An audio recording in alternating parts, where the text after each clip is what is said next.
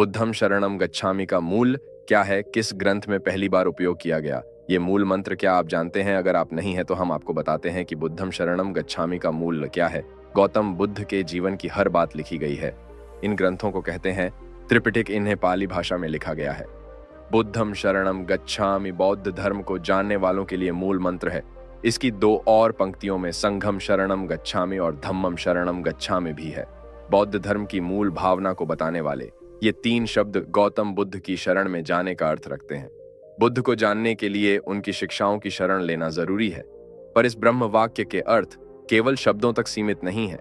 गौतम बुद्ध के बुद्धत्व की कथा को जिन किताबों में लिखा गया वो संकलन त्रिपिटक कहा जाता है। ये पाली भाषा में त्रिपिटक कहलाता है, जहां से बुद्ध के जीवन में बुद्धत्व घटित होने के बाद की हर बात लिखी गई है।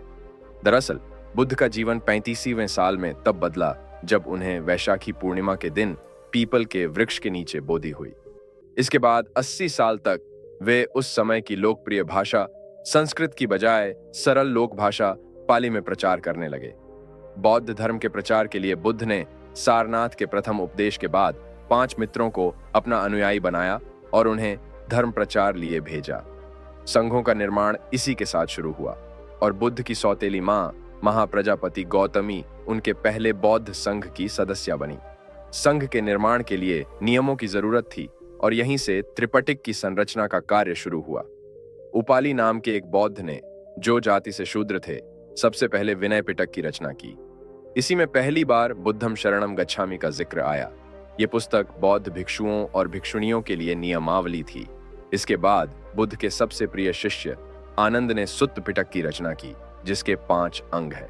इस पुस्तक में बुद्ध की शिक्षाओं को 5 तरीकों से बताया गया है और आखिरी में लिखी गई अभिधम्म पिटक, जिसमें दार्शनिक सिद्धांतों का वर्णन है।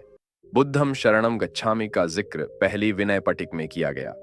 दरअसल विनय का अर्थ यहाँ अनुशासन से है और पटिक मतलब टोकरा, यानी अनुशासन का टोकरा।